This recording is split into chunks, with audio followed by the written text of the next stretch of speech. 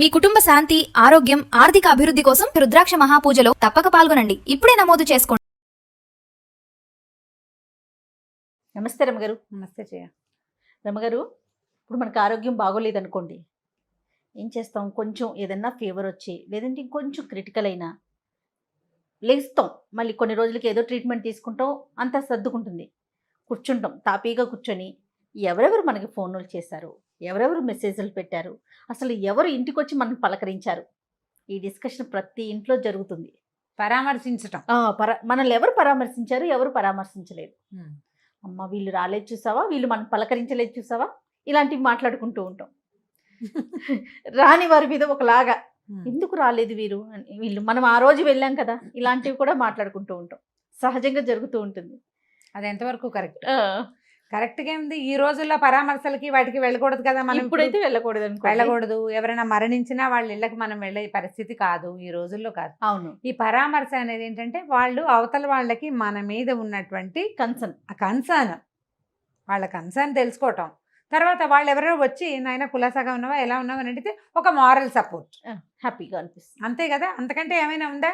ఏమీ లేదు. ఇదివరకటి రోజుల్లో చాలా కాలం తర్వాత కలుసుకునేవాళ్ళు. ట్రాన్స్పోర్టేషన్ చాలా కష్టం కదా. ఏదో వచ్చేవాళ్ళు, వచ్చినప్పుడు పాత విషయాలు కూడా, మీ నాన్న పోయాడు అప్పటి నుంచి రాలేదు నాయన అని ఒకసారి కావలించుకుని సంభావించడం అలా జరిగేది. ఇప్పుడు ఏంటంటే మన ఫోన్లు వచ్చినాయి కదా, ఫోన్లతోటి మెసేజ్లు, తర్వాత ఏమో ఈ ట్రాన్స్పోర్టేషన్ ఈజీ, కార్ వేసుకుని 100 కిలోమీటర్లైనా వెళ్ళి పరామర్శకి వెళ్ళిపోతాము. బాగానే ఉంది. కాకపోతే ఇప్పుడు ఒక అనారోగ్యం వచ్చి తగ్గింది, హాస్పిటల్లో ఉన్నారు, లేదా చంటి పిల్ల పుట్టింది, ఓ పిల్ల పుట్టింది. ఈ పిల్లలు పుడితే హాస్పిటల్కి కుప్పలు తెప్పలుగా వస్తూనే ఉంటారు జనం చంటి పిల్లని చూడడానికి. అవును. ఎంత బ్యాడ్ ప్రాక్టీస్ అది. నా ఫ్రెండ్స్ వస్తామన్నారని అత్తగారు, నా ఫ్రెండ్స్ వస్తామని భర్త గారు, దాని ఫ్రెండ్సు,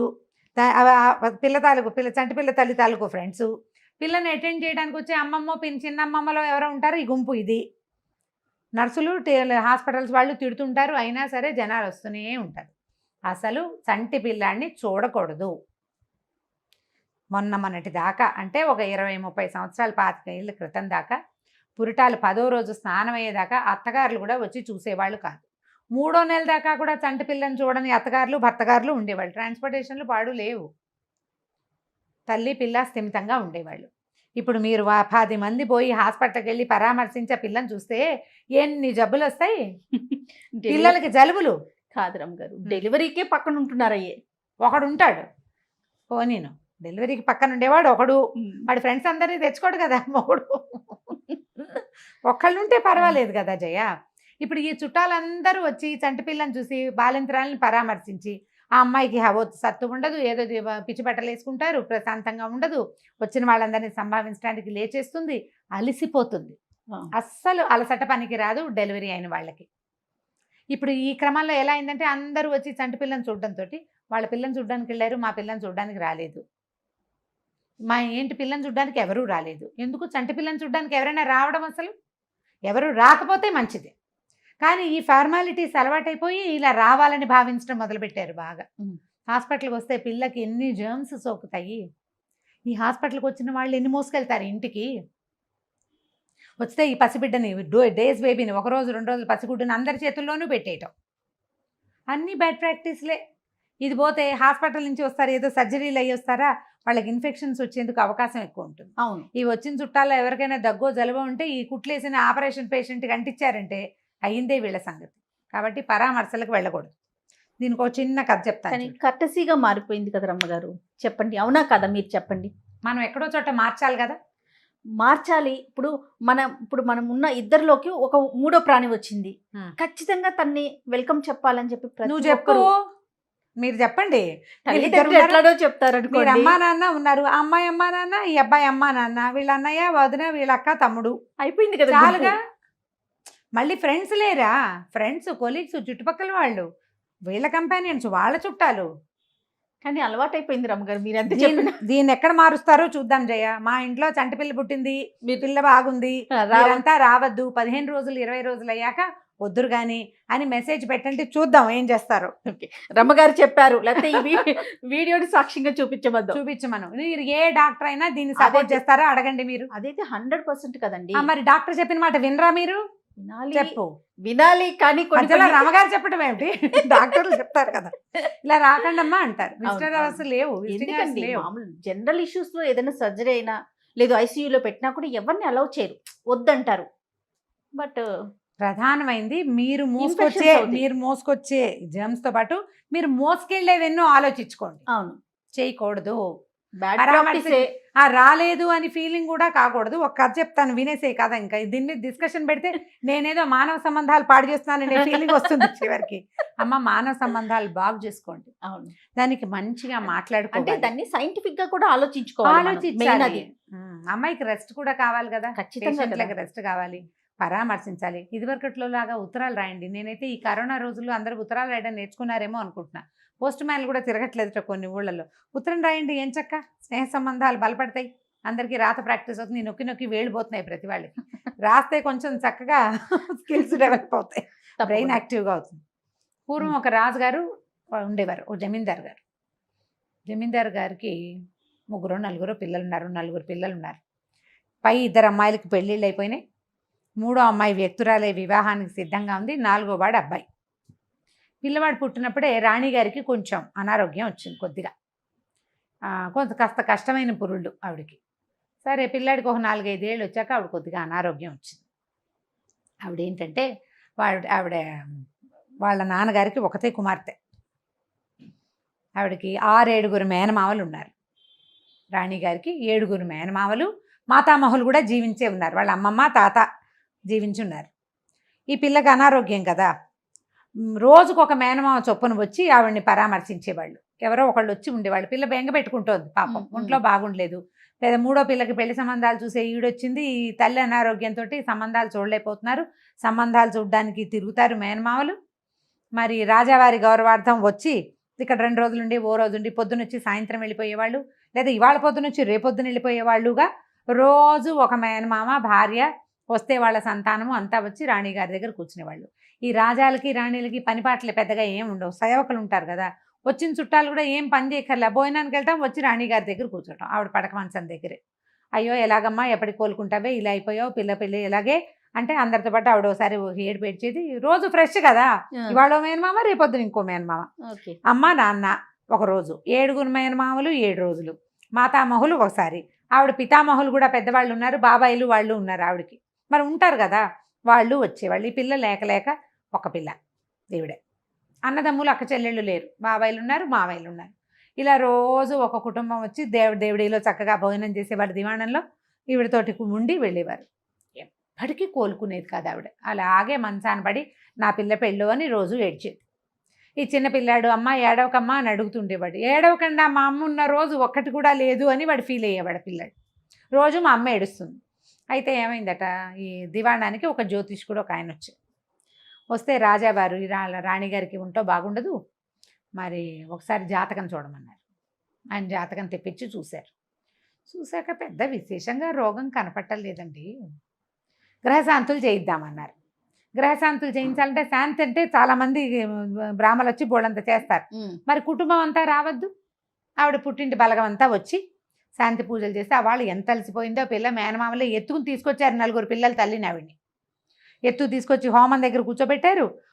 ఇది అయ్యాక పూజ అయ్యాక మళ్ళీ ఎత్తు తీసుకెళ్ళి లోపల పడుకోబెట్టారు. ఆ హోమంలో కూడా ఆవిడ కళ్ళ నీళ్ళు పెట్టుకుంది. వాళ్ళంతా ఎలాగ అయ్యో అమ్మో ఇంత చేయిస్తున్నా పిల్ల కోలుకుంటుందో లేదో అన్నారు, ఏడుస్తుంది.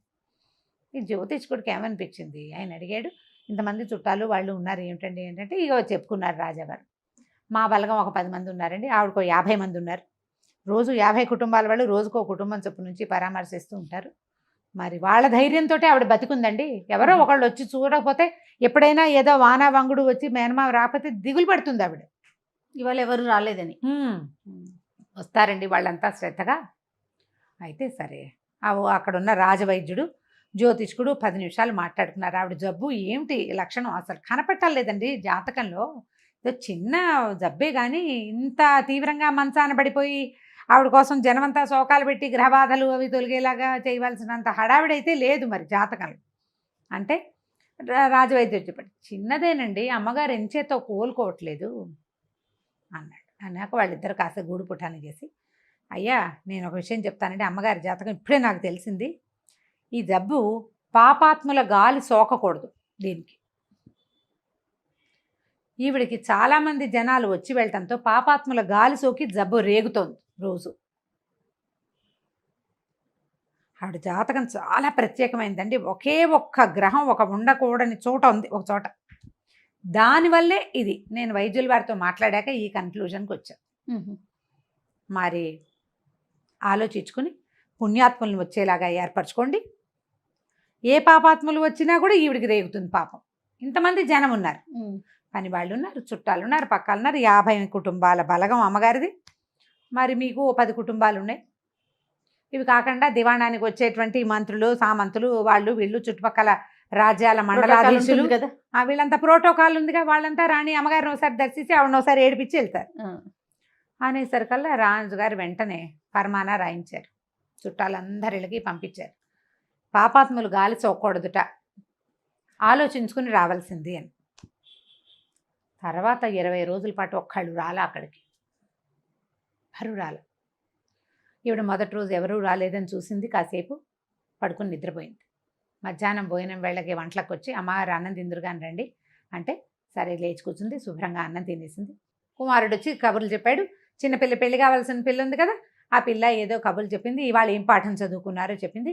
అమ్మ ఆవలిస్తుంటే అమ్మ నిద్రపోతావా కాసేపు, ఏమిటోనే తాతయ్య వాళ్ళు ఎవరూ రాలేదని మళ్ళీ తలకాయ వాల్చి నిద్రపోయింది. సాయంకాలం శుభ్రంగా లేచింది, ఫ్రెష్గా ఉంది. మరి రాజావారు వస్తే ఏదో 2 మాటలు మాట్లాడి ఇవాళ ఎవరూ రాలేదండి, ఏమిటోనో ఏమొచ్చిందో ఊరికే 2 వాక్యాలు అన్నది. తర్వాత సాయంకాలం ఏదో సాయంకాల భోజనం చేశారు. పని మనుషులు వచ్చి వింజామరలు వీచి అమ్మగారిని నిద్రపుచ్చేశారు. 3 రోజులు 4 రోజులు గడిచేసరికి ఆ తిన్న అన్నం వంట బట్టి ఆవిడకి 5వ రోజున పొద్దున్నే ఆవిడంతటా ఆవిడ లేచి తలంటి పోసుకుని చాన్నాళ్ళేది నెత్తికి నూనె రాయండి అని తలకి నూనె రాయించుకుని తల స్నానం చేసి అటు ఇటు తిరగటం మొదలుపెట్టింది. వారం 10 రోజులకి శుభ్రంగా తయారైంది. 20 రోజులైనా వాళ్ళ ఇంటికి చుట్టాలు రాలేదు. రాజావారికి జ్యోతిష్కుడు ఏం చెప్పాడంటే, అమ్మగారు స్వయంగా ఉత్తరం రాసే పరిస్థితి వచ్చే వరకు ఆరోగ్యం చక్కబడిందన్న మాట బయటికి వెళ్ళనివ్వకూడదు. పాపాత్మలు గాలి సోకితే జబ్బు రేగుతుంది, మరి మీ ఇష్టం. ఈవిడ ఉత్తరం లేదు, పత్రం లేదు. ఆవిడేం రాస్తుంది, ఆవిడ ఇంకా కుటుంబ వ్యవహారాల్లో మునిగిపోయింది. పిల్లని చక్కగా రోజు దానికి మరి పెళ్ళిడు వచ్చిన పిల్లకి 14 ఏళ్ళు ఉన్నాయన్నమాట. దానికి కొంచెం చక్కగా నూనె రాసి నలుగులు పెట్టించి వివాహానికి సిద్ధం చేయాలి, సంబంధాలు చూసుకోవాలి. ఈ పనుల్లో పడిపోయారు ఆవిడ. అక్కడి నుంచి విద్వాంసులు ఎవరో వస్తారు, వాళ్ళని చూసుకోవాలి, దేవుడికి వచ్చే వాళ్ళని చూసుకోవాలి, ఈ పిల్లవాడి చదువు చూసుకోవాలి, పెద్ద అమ్మాయి పురుటికి వచ్చేలాగా ఉంది, అదొక వ్యవహారం చూసుకోవాలి. వ్యవహారాల్లో మామూలుగా పడిపోయాక 20-21 రోజులు అయ్యాక ఆవిడకి జ్ఞప్తికి వచ్చింది. ఏమిటండి ఈ మధ్య ఎవరూ రావట్లేదు మన ఇంటికి చుట్టాలు అని అడిగి, రాజావారు ఏం చెప్పారంటే, మీ చుట్టాలు మా చుట్టాలు అందరూ పాపాత్ములేనండి. పాపాత్ములే, అందరూ పాపాత్ములే. మన వల్లే ఏదైనా ఈవిడికి జబ్బు రేగుతుందేమని భయపడి వాళ్ళు రావడం మానేశారు. మీకు జబ్బు ఉన్నది తక్కువ, రోజువారీ వచ్చి జనాలు దాన్ని రేగొట్టి మిమ్మల్ని ఏడిపించుకుని ఏడిపిస్తారు. ఆవిడ ఏడుస్తుంది, అన్నం సాయించదు. అన్నం ఏడిచాక అన్నం సాయించదు సహజంగా. అవును, తినలేము మనం. ఏడుపుగా ఉంటే ముక్కు ఎగబీల్చేస్తామా, మొహం భారంగా అయిపోతుంది, ముక్కులో ఏదో బరువుగా ఉన్నట్టు ఉంటుంది. అన్నం ఇంత తింటారు, అదేం సరిపోతుంది. సాయంత్రం వేసరికి నీరసం వస్తుంది, ఏమీ తినలేకపోయానే అని ఏడుపు వస్తుంది. మళ్ళీ ఆటోమేటిక్గా మిగిలింది తినలేం. సాయంకాలానికి మళ్ళీ అన్నం పోయింది. అలాగే ఈవిడ పని అయిపోయింది అనమాట. చివరికి నెల తిరిగేసరికల్లా ఈవిడ కూతురికి పెళ్లి సంబంధాలు చూసేందుకు పూర్తిగా సిద్ధపడిపోయింది. దేవుడికి ఎవ్వరూ రాలేదు, అంతా ప్రశాంతంగా ఉందన్నమాట. తర్వాత ఆవిడ పిల్లకి పెళ్లి సంబంధాలు చూస్తాను మామయ్య, మా అమ్మాయికి ఏదైనా సంబంధాలు చూడండి అని ఈవిడ ఉత్తరం రాసేదాకా వాళ్ళెవ్వరూ ఈవిడకి జబ్బు కుదిరింది అనే సంగతి తెలుసుకోలేదు. కాబట్టి సంపూర్ణ ఆరోగ్యంతో బయటపడింది. ఆవిడకి ఏ జబ్బు లేదు, పరామర్శలు ఎక్కువై బాధ వచ్చిందనమాట. దానివల్ల వచ్చిన కొత్త ఇబ్బంది. కాబట్టి ఈ కథ గుర్తుపెట్టుకోండి. ఎవరినైనా పరామర్శించేటప్పుడు ఒక మెసేజ్ తోటి, ఒక ఉత్తరంతో, ఒక పలకరింపుతోటి వాళ్ళకి సరిపోతుంది. మీరు సరిపెట్టుకోండి, వాళ్ళు సరిపెడతారు, మీరు కూడా సరిపెట్టుకోండి. ఇంత చాలు. వాళ్ళు వచ్చి 4 యాపిల్స్కాయలు ఇచ్చి మనతో మాట్లాడి కాసేపు కూర్చుని డిస్కషన్ పెట్టాలని మాత్రం అనుకోవద్దు. మనం కూడా అనుకోకూడదు. అదే మనం అనుకోవద్దు, భావించొద్దు, మనము అనుకోవద్దు, వాళ్ళు అనుకోక్కర్లేదు. ఈ కథను మాత్రం జ్ఞాపకం పెట్టుకోండి. ఏ పాపాత్మలు గాలి సోకినా జబ్బులు తగ్గవు. చాలా బాగుందండి. ట్రూ రమ్మగారు, మీరు చెప్పేది కరెక్ట్. ఇది ఆలోచించాలి. ఫార్మాలిటీస్ మనం అలవర్చుకుంటాను జయ. అవునండి, అదంతా ఎందుకు ఫార్మల్గా ఏదో పిల్లలు పెద్దవాళ్ళు అయితే ఇంత ఫంక్షన్ చేయాలి, ఓణి వేస్తే ఇంత ఫంక్షన్ చేయాలి, పంచలు కట్టిస్తే ఫంక్షన్ చేయాలి, ఇవన్నీ కూడా మనం అలవర్చుకున్నవే. అంతే, చేయకపోయినా ఏమీ ఆగదు. దానికోసం ఎందుకంత తాపత్రయపడాలి? కుదిరితే చేస్తాను, లేకపోతే లేదు, అంతే. రైట్ రమ్మ గారు, ఇంకొక స్టోరీతో కలుద్దాం. నమస్తే అండి. నమస్తే జయ.